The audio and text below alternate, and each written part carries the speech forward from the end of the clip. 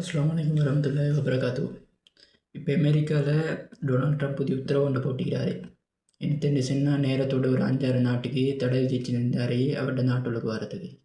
இப்போ இன்னும் ஒரு 6-7 நாட்டுக்கு தடை வச்சுக்கிறாரு. எப்படின்னு சொன்னால் ஈராக், ஈரான், லெபனான், யெமன், பலஸ்தீனம், அடுத்தது சவுத் சூடான். இந்த நாட்டுகளில் தீவிரவாதம் அதிகம் சுட்டி அவங்களோட நாட்டில் எடுக்கிறதுக்கு உத்தரவில்லை. ஏர்போர்ட்டில் வந்தாலும் திருப்பி அனுப்பிடுவாங்க அப்படின்னுக்கிறாரு. அப்போ இன்னொரு கதை சொன்னார். எப்படின்னு சொன்னால் இவங்களும் இங்கே வந்து தான் முன்னேறி நாட்டில் நல்லா சம்பாரித்து நாட்டை முன்னேற்றி கொண்டிருக்கிறேன் அவர் சொல்கிறார். அப்போ எப்படின்னு சொன்ன இவற்றை பேச்சு இப்போ ஈராக்கை பொறுத்த வரையில் அமெரிக்காவில் வந்து தான் முன்னேறின்றார். ஈரானை பொறுத்த வரையிலும் அமெரிக்காவில் வந்து தான் முன்னேறினேன்றாரு. அப்போ இதெல்லாம் நம்புகிற கதை மாதிரி இல்லை. எப்படி சொன்னால் ஈரானில் முக்கியமாக எண்ணெய் வளம் இருக்குது, பெட்ரோல் வளம் இருக்குது, கேஸ் வளம் இருக்குது, அது யுரேனியம் அதிகமாகிக்குது. அப்போ இதெல்லாம் வச்சு கொண்டு ஈரான் இதுவரைக்கும் அமெரிக்காவோட பின்னுக்கோ அமெரிக்காவில் கடன் வாங்கியோ வாழ்ந்தில்லை. அப்போ அது வந்து எல்லாருக்கும் தெரிஞ்ச விஷயம். ஈரான் எப்படி வாழ்கிறேன்னு சொன்னால் தன் எண்ணெய் வளத்தையும் பெட்ரோல் வளத்தையும் யுரேனியம் வளத்தையும் வச்சுக்கொண்டு கேஸ் வளத்தையும் வச்சுக்கொண்டு அது தானாகவே முன்னேறி வந்த நாடு.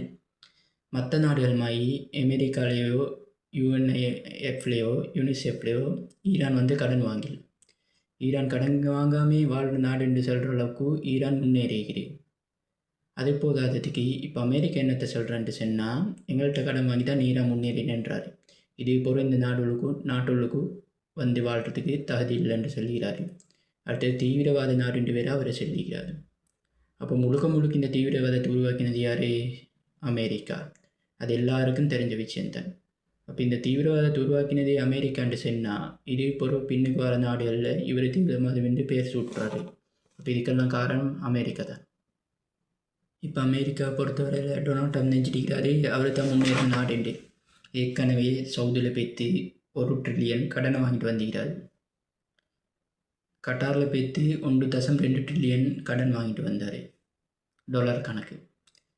துபாயில் பேத்து 1.4 ட்ரில்லியன், மொத்தமாக 3.7 ட்ரில்லியன் கடன் வாங்கிட்டு வந்து தான் வர்ற நாட்டை அவர் காப்பாற்றுறாரு.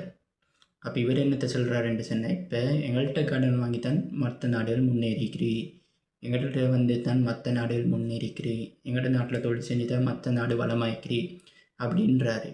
அப்போ இப்போ வெனிசுலாவுக்கு இவர் அடிக்க தடமாறுறதுக்கு வெனிசுலா வந்து அவர்கிட்ட கடன் வாங்கினா இல்லை, வெனிசுலாவில் எண்ணெய் வளம் வைக்குது, கேஸ் வளம் வைக்குது, நல்ல வளங்கள் வெனிசுலா அடிகளை சுற்றி அந்த வெனிசுலாவை இவர் சூறையாட பார்க்குறாரு. வெனிசுலாவுக்கு அடிக்கிற